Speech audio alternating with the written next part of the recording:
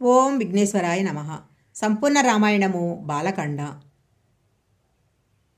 రామాయణాన్ని ప్రారంభం చేస్తూ వాల్మీకి మహర్షి ఇలా అంటారు. పూర్వకాలంలో కోసల దేశము, ఆ దేశ రాజధాని అయిన అయోధ్యని మనువు పరిపాలించేవాడు. ఆ నగరము 12 యోజనాల పొడుగు, 3 యోజనాల వెడల్పు ఉండేది. ఆ నగరం మధ్యంలో రాజప్రసాదములో దశరథ మహారాజు నివాసం ఉండేవారు. ఆ నగరంలో రహదారులన్నీ విశాలంగా ఎప్పుడూ సుగంధ రూపాలతో ఉండేవి. ధాన్యము, చెరుకు లాంటి పంటలన్నీ బాగా పండేవి.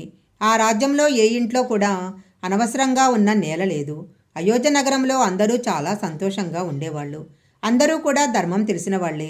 ఎవరికీ ఉన్నదానితో వారు తృప్తిగా ఉండేవాళ్ళు. అందరూ దానం చేసేవాళ్లే, సత్యం పలికేవాళ్లే. అందరూ ఐశ్వర్యవంతులే. ఆవులు, గుర్రాలు, ఏనుగులతో ఆ నగరం శోభిల్లేది.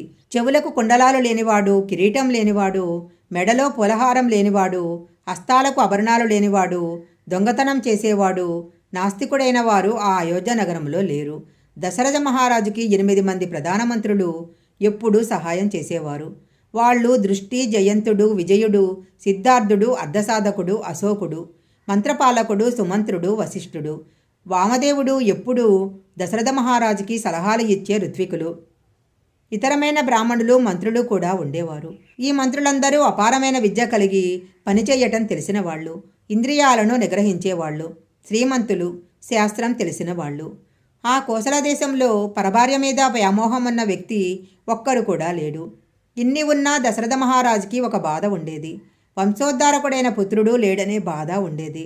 ఆయనకు అప్పటికే 60,000 సంవత్సరాలు నిండిపోయాయి. ఆయనకు అశ్వమేధ యాగం చెయ్యాలనే ఆలోచన వచ్చి వెంటనే సుమంతుడిని పిలిచి ఋత్విక్కులైన వశిష్ఠుడు, వామదేవుడు, ఇతర పురోహితులను పిలవమని చెప్పాడు. అందరికీ తన ఆలోచన చెప్పాడు. అందరూ సరే అన్నారు. అశ్వమేధ యాగానికి కావలసినన్ని సంబరాలను తెప్పించి సరయూ నది ఉత్తర తీరంలో యాగమంటపం నిర్మించారు. దశరథ మహారాజు దక్షిణ నాయకుడు. ఆయనకు 300 మందికి పైగా భార్యలున్నారు. కానీ పత్నులు మాత్రము కౌసల్య, సుమిత్ర, కైకేయి. తాను యాగం మొదలు పెడుతున్నాడు కాబట్టి తన పత్నులను దీక్ష స్వీకరించమన్నాడు. అంతఃపురంలోకి వెళుతున్న దశరథ మహారాజుతో సుమంతుడు ఇలా అన్నాడు. పూర్వకాలంలో ఒకసారి సనత్కుమారుడు ఋషులకు ఇలా చెప్పాడు. ఇక్ష్వాకు వంశంలో జన్మించిన దశరథ మహారాజుకి కుమారులు లేక అశ్వమేధ యాగం చేస్తాడు. ఆ యాగం వల్ల ఆయనకి 4 కుమారులు కలుగుతారు. కానీ అశ్వమేధ యాగంతో పాటు పుత్రకామేష్టి యాగము, ఆ 2 యాగాలను చేయగలిగిన వాడు ఋష్యశృంగుడు. ఆయన యాగాలను చేస్తేనే బిడ్డలు పుడతారని సనత్కుమారుడు చెప్తుంటే విన్నాను అని సుమంతుడు దశరథ మహారాజుతో చెప్పాడు. ఆ ఋష్యశృంగుడు పక్కనే ఉన్న అంగదేశంలో ఉన్నాడు కాబట్టి మీరు వెళ్ళి ఆయనను తీసుకురండి అన్నాడు. అప్పుడు దశరథ మహారాజు నాకు ఆ ఋష్యశృంగుడి గురించి వివరంగా చెప్పు అంటే సుమంతుడు ఇలా చెప్పసాగాడు. పూర్వకాలంలో విభండక మహర్షి ఊర్వశిని చేరేసరికి ఆయన రేతస్థానము నుంచి కదిలిన వీర్యము సరోవరంలో పడింది.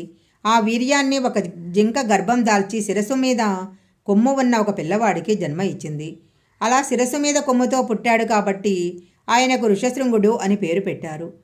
ఋష్యశృంగుడికి సమస్త వేదాలు, శాస్త్రాలు, యజ్ఞయాగాదులు అన్నీ చెప్పాడు. కానీ ఋష్యశృంగుడికి లోకం తెలియకుండా పెంచాడు. ఆయనకు అసలు ఈ సృష్టిలో స్త్రీ పురుషులు 2 ఉంటారని కూడా తెలియకుండా పెంచాడు. అంటే విశేషకాల వైపు వెళ్లకుండా పెంచాడు. ఎప్పుడూ ఆశ్రమంలో తండ్రి పక్కనే ఉండేవాడు. ఆ అంగరాజ్యాన్ని పరిపాలించే రోమపాదుడు దేశంలో క్షామం వచ్చింది. ఋష్యశృంగుడు కానీ మన దేశంలో అడుగుపెడితే వర్షాలు తప్పక కురుస్తాయని కొందరు మహర్షులు అన్నారు. వెంటనే రాజు మంత్రులను పిలిచి విషయం చెప్పి ఋష్యశృంగుడిని తీసుకురావటం మా వల్ల కాదు, ఏం కోరికలో లేనివాడు మన రాజ్యానికి ఎందుకు వస్తాడు అని మంత్రులన్నారు.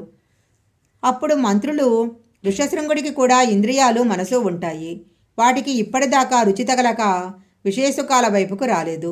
కాబట్టి అందంగా అలంకరించుకున్న కొంతమంది వేశ్యలను పంపిస్తే విభండకుడు లేని సమయంలో వీళ్ళు ఆ ఋష్యశృంగుడి మనసును ఆకర్షించి ప్రలోభపెడతారు. అప్పుడు ఆయనే వాళ్ళ వెంట వస్తారు అని మంత్రులు సలహా ఇచ్చారు. ఆ వేశ్యలకు విభండకుడి మీద ఉన్న భయం వలన వాళ్ళు ఆశ్రమానికి దూరంగా ఉండి పాటలు పాడటం, నాట్యం చేయటం మొదలుపెట్టారు. ఒకరోజు విభండకుడు లేని సమయంలో గానం విన్న ఋష్యశృంగుడు ఆ గానం వస్తున్న వైపు వెళ్ళాడు. అక్కడున్న వేశ్యలను చూసి వారు పురుషులే అనుకుని మహాపురుషులారా, మీరు మా ఆశ్రమానికి రండి, మిమ్మల్ని పూజిస్తాను అన్నాడు. అందరూ విభండకుడి ఆశ్రమానికి వెళ్ళారు. తరువాత వేశ్యలు ఆశ్రమం నుంచి వెళ్ళిపోతూ ఋష్యశృంగుడిని గట్టిగా కౌగిలించుకొని వెళ్ళిపోయారు. మరునాడు ఋష్యశృంగుడికి మనసులో దిగులుగా అనిపించి వాళ్లను చూడాలనిపించి వాళ్ళ దగ్గరికి వెళ్ళాడు. ఈసారి వాళ్ళు ఆయనను కొంచెం దూరంలో ఉన్న తమ ఆశ్రమానికి రమ్మన్నారు. సరే అని అందరూ బయలుదేరారు. ఆయన అలా అంగదేశంలో అడుగుపెట్టగానే బ్రహ్మాండమైన వర్షం కురిసింది. వెంటనే రోమపాదుడు ఋష్యశృంగుడికి నమస్కారం చేసి ప్రార్థించి అంతఃపురానికి తీసుకెళ్లి తన కుమార్తె అయిన శాంతనిచ్చి వివాహం జరిపించాడు. కాబట్టి దశరథ మహారాజు ఆ ఋష్యశృంగుడిని పిలవటానికి అంగదేశానికి స్వయంగా వెళ్ళాడు. అక్కడ 8 రోజులు ఉన్న తర్వాత వెళ్ళిపోతూ దశరథుడు రోమపాదుడితో ఇలా అన్నాడు. మా ఇంట్లో ఒక ముఖ్యమైన కార్యం ఉంది కనుక నీ కూతురిని అల్లుడిని కూడా నాతో పంపిస్తావా అని అడిగాడు. రోమపాదుడు ఆనందంగా పంపించాడు. దశరథుడు చాలా సంతోషించి వాళ్లను అయోధ్యకు తీసుకువెళ్ళాడు. సంపూర్ణ రామాయణము బాలకాండ మొదటి అధ్యాయము సంపూర్ణము.